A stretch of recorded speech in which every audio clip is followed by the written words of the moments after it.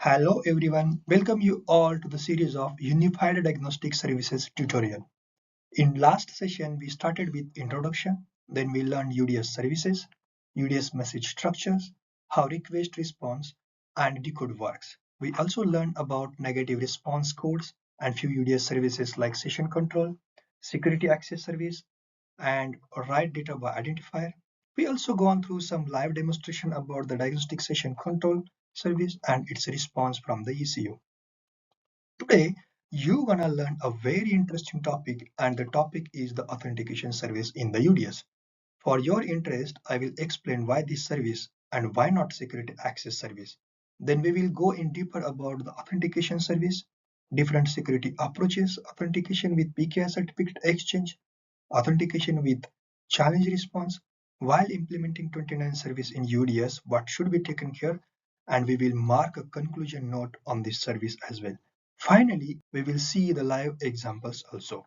So let's start. Today, vehicle network involves different vehicle technologies like Bluetooth, Wi-Fi. Now here is the vehicle, and the security is required. There are different external interfaces as a network technologies to the vehicle, and we have to protect the vehicle from the attacks through these external interfaces. And that external interfaces are Bluetooth, Wi-Fi, or cellular network. There are different security goals. It starts with the integrity, authenticity, and confidentiality. Integrity means checking to ensure that information contents are complete and unmodified. Authenticity means trustworthy data exchange between senders and receivers. Confidentiality means the data is encrypted and can only be read by authorized nodes.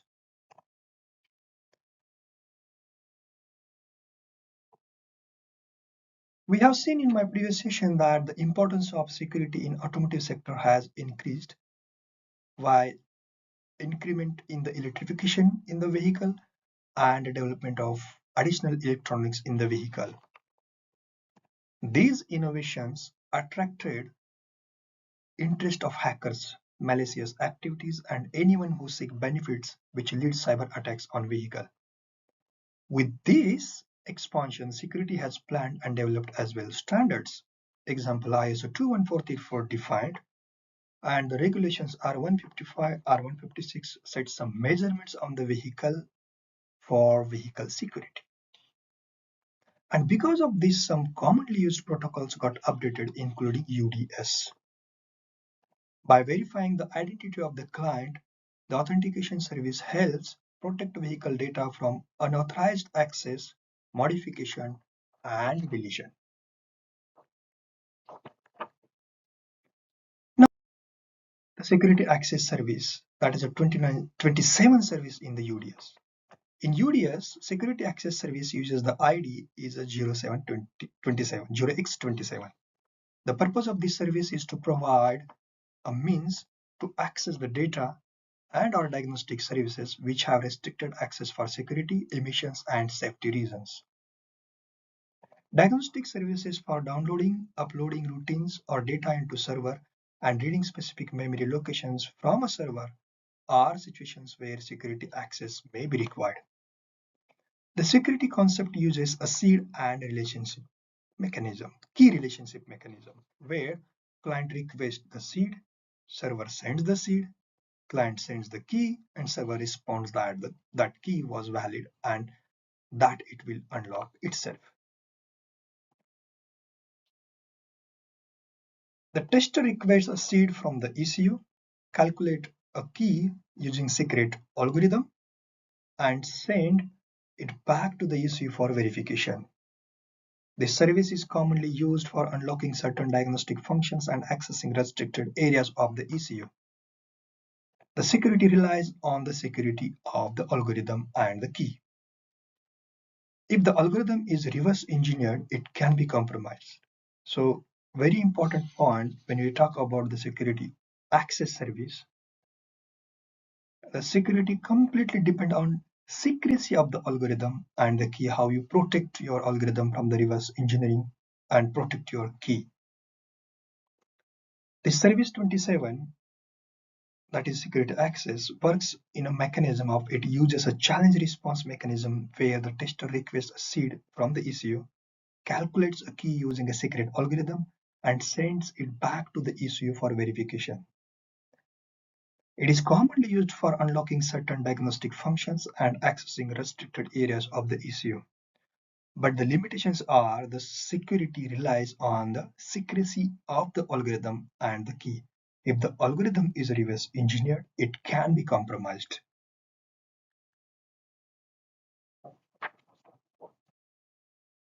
Why 29 service when we compare with 27 service in the UDS? In total, there are 26 services used in UDS protocol before 2020. In 2020, there are total 27 services introduced, and additional service was 29 service, 0x29 service. In Unified Diagnostic Services UDS, both 0x27 and 0x29 service are used for authentication, but they have some differences in terms of security and functionality. Here are some reasons why 0x27 service is considered less secure or less desirable compared to 0x29 service. Lack of challenge response mechanism. The 0x27 service uses a simple seed and key approach where the client sends a seed value and receives a corresponding key value. In contrast, the 0x29 service uses a challenge response mechanism where the server sends a challenge value and the client responds with the calculated response value. This makes the 0x29 service more resistant to replay attack. Weak key exchange. The 0x27 service uses a weak key exchange mechanism, which can be vulnerable to key compromise. The 0x29 service, on the other hand, uses a more secure key exchange mechanism such as elliptic curve cryptographic ECC. The limited security features. The 0x27 service does not provide any additional security features such as encryption or digital signatures. In contrast, the 0x29 service provides more advanced security features such as encryption and digital signatures to protect the authenticity and integrity of the data. Deprecated by ISO 15765 revision 4. The 0x27 service is deprecated by the ISO standard, that is 15765 fourth standard, which recommends using the 0x29 service instead. 0x27 service is less flexible. The 0x27 service has a limited flexibility in terms of customization and configuration. And versus the 0x29 service, on the other hand, provides more flexibility and customization options. And again, the 0x27 service is less secure against phishing attacks. This service is more vulnerable to phishing attacks, where an attacker can trick the client into revealing sensitive information. The 0x29 service provides more protection against phishing attacks. In summary, while both 0x27 and 0x29 services are used for authentication in UDS, the 0x29 service, that is called authentication service, is considered more secure and desirable due to its challenge response mechanism, stronger key exchange, and additional security features. Now this is a time to see this authentication service more in detail. The 0x29 service in the Unified Diagnostic Services protocol is known as authentication. This service is used to ensure that the only authorized entities can access certain functions or data within an electronic control unit, that is ECU. And the purpose is authentication. The primary purpose of the 0x29 service is to authenticate the tester, that is a diagnostic tool, before allowing access to sensitive or critical functions of the ECU. This helps in preventing unauthorized access and ensuring the security of the vehicle systems. There are two mechanisms used under this service. One is a public key infrastructure and the another is a certificates. Public key infrastructures, that is PKI. The 0x29 service typically uses PKI, which involves the use of public and private keys for encryption and decryption. This method provides a robust security mechanism by ensuring that only entities with the correct private key can authenticate successfully. Certificates.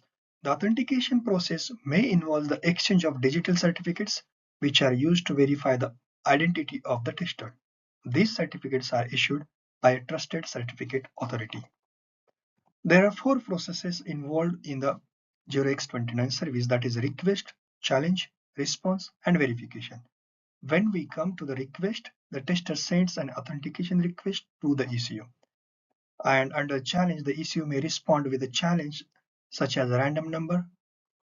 And under the response, the tester uses its private key to sign the challenge and sends the signed response back to the ECU. And when it comes for verification, the ECU uses the tester's public key to verify the signed response. If the verification is successful, the tester is authenticated. What are the advantages? There are many advantages if we compare this 0x29 service with the 0x27 service, but majorly if we define the advantage, there are 2 points which are discussed on very high level, that is enhanced security. By using asymmetric encryption, the 0x29 service provides a higher level of security compared to symmetric methods like those used in the 0x27 service. And another point, scalability. PKI allows for scalable and flexible management of keys and certificates, making it easier to handle multiple issues and testers. And this is how this 29 service is more secure against the phishing attacks. Now let's see the authenticity for. This is how we use the diagnostic tester to communicate to the vehicle, and we have to protect the vehicle from data authenticity. We have to protect from the integrity, and that way we have to protect the software of the vehicle. Now, before data and diagnostic services are restricted and locked. They are not open. The diagnostic tester tool cannot directly communicate and access the ECU parameters. They are locked actually. It cannot possible directly to access the parameters of the ECU. Authentication unlocks specific subset of data and services. Each service specifies a requirement to be unlocked. Then the services to specify is a secret function with the help of seed and keys, and certificate, that is PKI certificate exchange. An authenticated tester can only use unlocked services. And this service offers two security approaches. There are two security approaches. The first one is authentication with PKI certificate exchange, that is APCE. Based on PKI certificate exchange, using asymmetric cryptography, employing CVC and X509, 509, that is ISO and IEC 95948, RFC 5280, RFC 5755, IEEE 16092 formats. Here, the CVC is a card variable certificate, is a concept defined in the ISO as well as in the IEC 78168 standard, which is a part of the broader ISO IEC 7816 series that specifies standard for integrated circuit cards or the smart cards. X-Chart 509 is an international standard for public key certificates, which are digital documents used to securely associate cryptographic key pairs with identities such as websites, individuals, or organizations. Here are some key points about these are the key points about this X509 services. RFC 5280 is the key document that defines the internet, that is X.509 public key infrastructure, PKI certificate, and certificate revocation list, that is CRL profile. Another is authentication with challenge response, and that is called ACR. This utilizes a challenge response procedure without PKI certificate, either through asymmetric cryptography with software authentication tokens or symmetric cryptography. So there are two types are offered here, and this services uses the two approaches. One is APCE and another is ACR. Now let's look for the concept. If we look at the 0x29 security concept overview, we know that it starts with the 0x29 service, and it has two parts as I presented earlier, APCE and ACR. So authentication with PKI certificate exchange, that is APCE, authentication with challenge response, that is ACR. This APCE uses the asymmetric cryptography and ACR uses asymmetric cryptography as well as symmetric cryptography. PKI certificate exchange, that is, let's look into more about this APCE. So PKI certificate exchange APCE involves the several functions for authentication and certificate management. This includes ending an authenticated state, unidirectional and bidirectional authentication, proof of ownership transmission, and independent certificate transfer. Key prerequisites include the client and server having the respective certificates and private keys. The authentication process, depending on unidirectional or bidirectional needs, involves a series of steps including the challenge creation, certificate verification, ephemeral key pair generation for session key establishment, and proof of ownership calculation. Successful verification grants the client access to diagnostic services, with session key being crucial for secure communication. The process is safeguarded with the measures for failed attempts and management of access rights, emphasizing the importance of vehicle manufacturers' discretion in implementing these security protocols. And these are the very important points to understand this APCE. Now let's see the APCE operational sequence, how it operates and what are the different processes happens from the tester to the ECU. Here is the tester and here is the ECU. Now the process starts with the authentication. Once the process started, the tester sends a certificate. And once the tester sends certificate to the ECU receives that certificate. And once the ECU receives that certificate, it's looking for the validity of that certificate. So either the certificate is valid, it checks at their end, ECU checks. And if the certificate is not valid, is confirmed by the ECU, then the process fails. That is, the authentication process itself failed here. But the next process is, if the certificate is valid process, then what happens? Then the ECU recognizes that the certificate is valid and then it sends the challenge. So it sends challenge to the tester and then the tester starts calculating the proof of ownership. It calculates the proof of ownership and send that proof of ownership to the ECU. Once it is received at ECU, then the ECU again start verifying the proof of ownership. So ECU verify that whatever the proof of ownership is sent by the tester and received at the ECU end is valid or not. And once it is received, it start verifying the proof of ownership. The next process is checking for the validity. Considering it is valid, what happens? Then it starts sending the response and finally it confirms that the authentication is complete. But just imagine in this process, during validation of this proof of ownership for the certificates, if it is not valid, then the process ends here with the authentication fail. So tester got communication that the authentication is failed. This is how the APCE operation works. Now, let's go more in detail about this ACR. The authentication with challenge response, that is ACR in UDS Service 29, involves the prerequisites and processes for both unidirectional and bidirectional authentication using symmetric cryptography and asymmetric as well.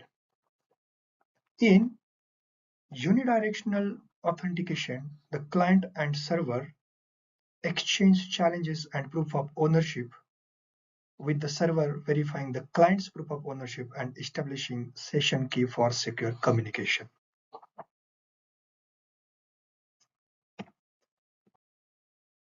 Bidirectional authentication adds steps where the server also produces and sends its proof of ownership for client verification. In both variants, authentication process or the authentication success grants access to diagnostic objects, and the process includes provisions for managing field attempts and altering access rights. Established session key are valid only for the authenticated session's duration. Sequence would be similar to PKI, except there is no certificate exchange. Instead, there is a challenge response. What are the prerequisites for this ACR? The sequence begins with authentication service, followed by a diagnostic service that requires authentication. Authentication is not directly tied to diagnostic session or security level, but maintains the server in the authenticated state until the security timeout, mileage, offset limit is reached, or a de-authenticate request is issued. Exiting the state can be explicit, that is via de-authenticate, or implicit using the timeout or mileage timeout. Successful authentication allows access to specific diagnostics services. Multiple clients can be managed on different channels, each with the unique authentication settings. Additionally, session key can be established for enhanced security during client-server communication. Now let's have the detailed example to the ACR with asymmetric path. But for that, we need to have some assumptions. So let's understand what are the assumptions we are considering to go through the example of ACR with asymmetric path. The first is ECDSA P256 public and private key are pre-configured. We are assuming that whatever the keys, public and private keys, are required, that are pre-configured. The ECU's public key is known to the diagnostic tool. It is important the tool should know that the public key. Diagnostic tool's private key is exclusive to the tool. That is another assumption. Technician aims to authenticate to carry out a sensitive function of the ECU.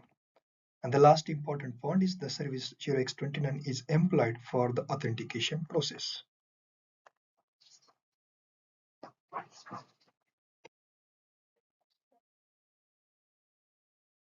Now let's see the step-by-step process. So this sequence describes a unidirectional authentication process using challenge response with ECDSA P256 asymmetric cryptography with no session key creation involved.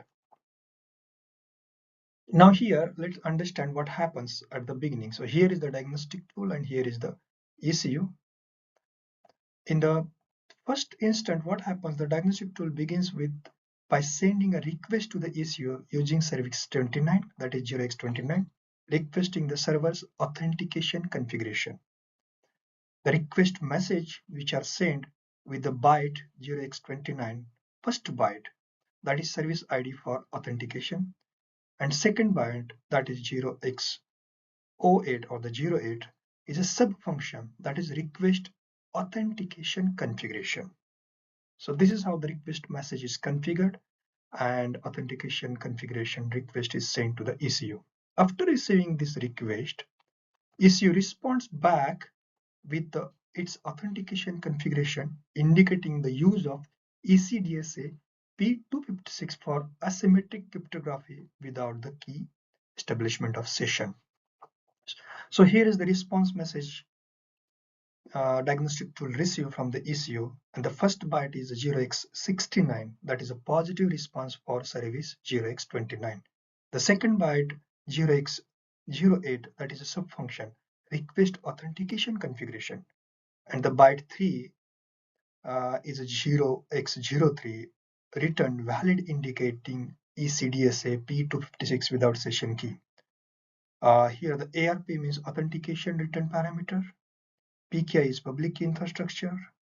ARP, if ARP is 2, that means authentication with PKI set bit exchange, that is APCE, will be supported by text and AUTOSAR. When ARP is 3, authentication with challenge response ACR and asymmetric cryptography. And when the ARP is 4, that means the authentication with challenge response ACR and asymmetric cryptography. After receiving the authentication configuration from the ECU, the diagnostic tool then requests a challenge from the ECU for authentication and specifying no need for secure communication and using the ECDSA P256 algorithm. So here is the request message. What the request is sent, that is 0x29. In the request from the challenge for authentication 0x2905 is the another byte. First byte is 0x29, that is service ID for authentication. 0x05 is a subfunction, that is a request challenge for authentication. And byte 3 to 19 is algorithm indicators for ECDSA P256, and that is not explained here. I have not given here. But in the response challenge data, the ECU sends a challenge back to the diagnostic tool, which the tool must sign with its ECDSA P256 private key. And in the response message, we can see that the first byte is 0x69, that is positive response for service 29. And the second byte is a 05, that is subfunction request challenge for authentication. Byte third to the byte 66 are used for challenge data from the ECU, and that is I am not showing here, just that's what I mentioned, that the challenge from the ECU to the diagnostic tool. So it may contain the byte field of 3 to 66 depend on the length of the challenge data.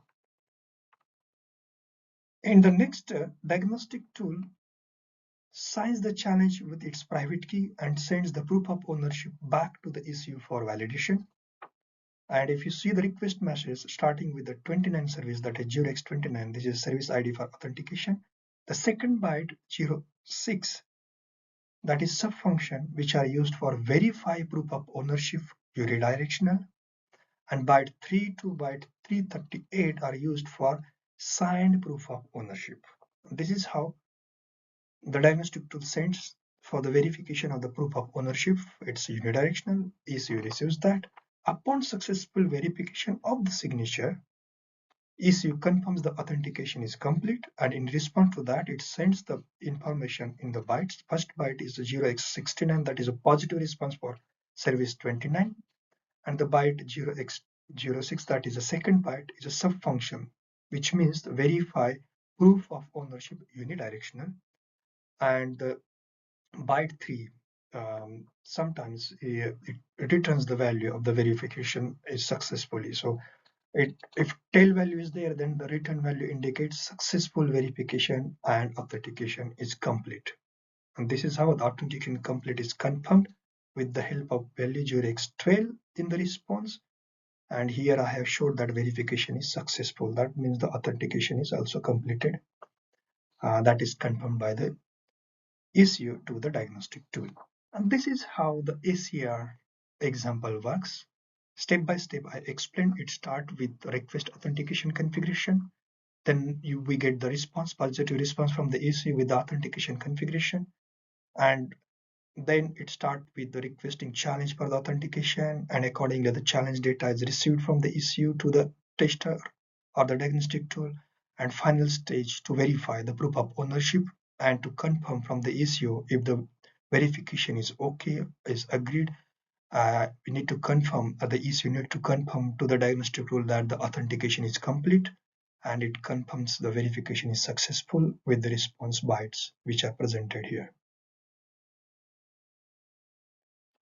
There are a few things which needs to be considered when it comes for implementing 0x29 service, and what are those? Let's see. Get the details right. Make sure to check the ISO 14229 standard so you know how to properly put in service 0x29. Keep keys safe. Store the security keys in a safe place. Private keys should be kept secret and the public keys should be given out correctly. Key management is everything. Plan the damn keys. Check everything. Always check the data you get before you do anything with it to avoid security risk. Handle mistakes. If authentication doesn't work, the system should know what to do and tell the user clearly. Be quick.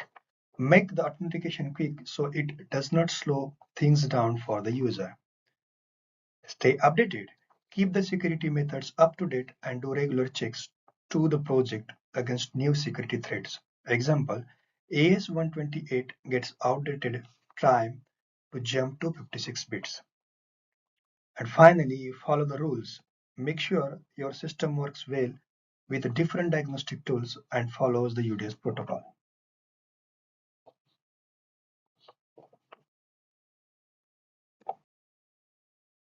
Now, what is the conclusion on 0x29 service when we compare with the 0x27 service? Let's see the conclusion on this service. Service 0x29 of the UDS protocol is a cornerstone for ensuring secure access to vehicle diagnostics and operation. Its recent inclusion reflects the automotive industry's growing emphasis on cybersecurity. As the vehicle becomes more connected and software dependent, the integrity of the diagnostic services is paramount. By implementing UDS Service 0x29 with a focus on security, validation, and compliance, manufacturers and service providers can safeguard against unauthorized accesses, ensuring vehicle systems remain secure and trustworthy. With these measures in place, Service 0x29 can effectively support the safe and secure maintenance of the modern vehicles. The 0x29 authentication service support advanced methods such as PKI certificate exchange for bidirectional authentication, and this enhances security by ensuring that both the client, that is a diagnostic tool, and the server is referred as an ECU in our case, can verify each other's identities before proceeding with the sensitive operations. And this is the conclusion on 0x29 service in UDS protocol. Now this is a time to look for the live example. And we have covered the theoretical part on this authentication service. There are different subfunctions comes under the authentication service. But to save the time, I'm gonna show you only one service out of that, and that is 02. That is a subfunction where we will verify the certificate bidirectional, and we will see once the tester sends the request with this 29 service with a subfunction verify certificate bidirectional, how the ECU responds, that's the how server responds back. That all message we will see here, but just one request and the one response to save the time. Now let's see. So here is my canalizer, and if I go for the setup here for your time saving, I just captured the log during the flashing. So one end there was a flashing unit and the other end there was a ECU. During the flashing of the boot software as well as the application software, there has to do the process of authentication, and during that authentication process to verify the certification, then only the ECU allows um, to flash the software. During that flashing, I captured the log and now I'm replaying that log and explaining. So this is just for saving your time.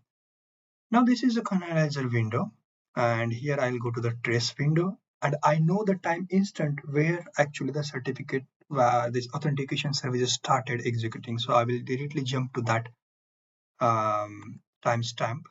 So if I come here, I know that timestamp is 44 seconds as this is in milliseconds. So let me run this. Okay, so I'm here now, and now what I will do, I will again come here and change the step size. Now I have changed the step size, and now if I run, you can see now here the 29 request is come, and C0 is the basically from the tester. That means the flashing unit, it is trying to authenticate and asking for the verification so that the flashing unit will flash the software, both software as well as the application software into the ECU, and during that the authentication service is requested. So this is a 29 is a authentication service requested. You can see the message here. And if you see here, first 2 bytes, basically, if you look at the UDS message structure, the first 2 bytes are here is the PCI, that is the protocol control information. Sometimes the length for this PCI field is 1 to 3 byte, but here it is 2 byte. And this PCI basically field is required for the diagnostic UDS request made on the CAN bus, and this field is from the 1 to 3 byte long, and it contains the information related to the transmission of messages that do not fit in a single CAN frame. And that is the reason, and not possible, because when you start requesting the authentication service, and if you want to verify or you want to use any of the function out of that, then the response is a bit longer, depend on the fields which we are expecting: certificate client field, then the subject, the issuer, serial number. So many fields are contents in that, so that's not possible. And that is the reason here the first 2 bytes are PCI field, which is a 2 byte, and then service is started. 29 is an authentication service, and 02 is a subfunction. When I say 02, that means verify certificate bidirectional. Okay, and when we say F means communication configuration. Okay, it is true in the non-volatile, and explicit the authentication it is true. So F means communication configuration, and then the rest is this 0 to 9F is basically is a length of certificate client. I'm trying to send the certificate that the tester or the flashing unit is trying this authentication service, and it is informing to the server, to the ECU, that certificate client, that length of the certificate client is a 0 to 9F length. If we decode this 0 to 9F is a 671. This is the request. Now if I go and run look for the response, then what will happen? So if I then again I will come here, and if I hit the step or enter the F7 for the next to see the response. So let's see what the response is. Here you can see the response. Now in the response, what you have got? You got 12D0 69 02 11 00 20 69. That is the last message we got in the response, and this is the message we got actually.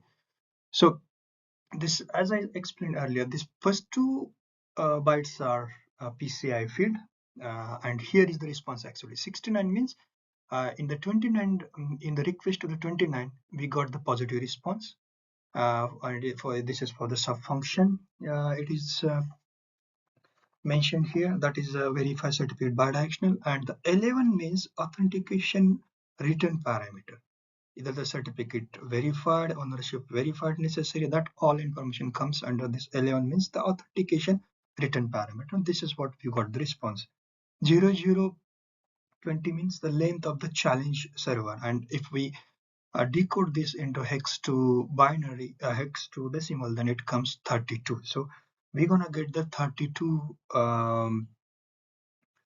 bytes of challenge server, length of the challenge server, and then 63 is basically the length of the certificate server. And this is how we got the response. When we send the request, we got the response. Now in response to this, once the communication is established between the tester and the client, or the tester and the ECU, the next step is this tester again should needs to send the rest information, because earlier we just started with the authentication request, verify certificate bidirectional, and the communication configuration. The next step is based on the length of the certificate client here, which we mentioned, that is 671, that 0 to 9F is a 671. This tester needs to send that information, and subsequently the tester will send that information.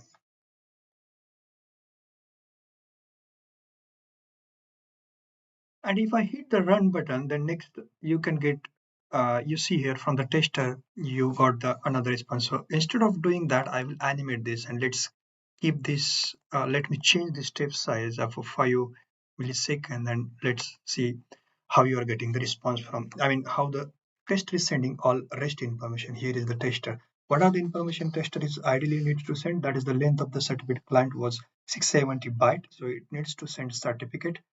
Client send the subject, then the issuer, serial number, thumbprint, signature algorithm, as well as it needs to send a public key algorithm, all the extension information, everything it needs to send. And in the form of response, actually you should get the verification done by this client and the authentication parameters you should get, which are length of 32 byte. And here you can get the response from the ECU as well. And this is how you are getting the bidirectional certificate verification. At the first instance, we have seen the tester sends the request. In response, we get the positive response from the ECU. Then once we get the positive response, again the tester starts sending the certificate information, and in response to that, again the tester sends that information. This is a very simple example of how you can perform this 02, that is a verify certificate bidirectional subfunction under this authentication service with, and how you get the positive response. This example is run during the flashing of the software, which here we need to authenticate either the software is authenticated or not, and that we have seen that we got the positive response, and as well as the tester has sent that information, certificate information, and we got the response from the ECU as well. Simple example. Now it's up to you how you can perform the rest steps on the authentication service. All the information is in the form of digital certificates. All the keys are in the digital certificates. You get all the information, key, encipherments, and everything. This is the beauty of the 29 certificates. That's all under the example of authentication service. After watching this video, I'm sure that you understood UDS Authentication Service Jurex 29 much better, why it is introduced, and why not Jurex 27 service in comparison with the authentication service, and so on. If you really like this session, then please give this video a thumbs up, and also please consider subscribing. Once you hit subscribe button, you're gonna get the notification anytime new contents like that comes out. And lastly, if you have any questions, any queries on this topic you wanna answer me, leave me comments below. I read them all and I will definitely answer. That's all I have for you today. Hope you enjoyed and hope to see you next time. Good day and bye bye.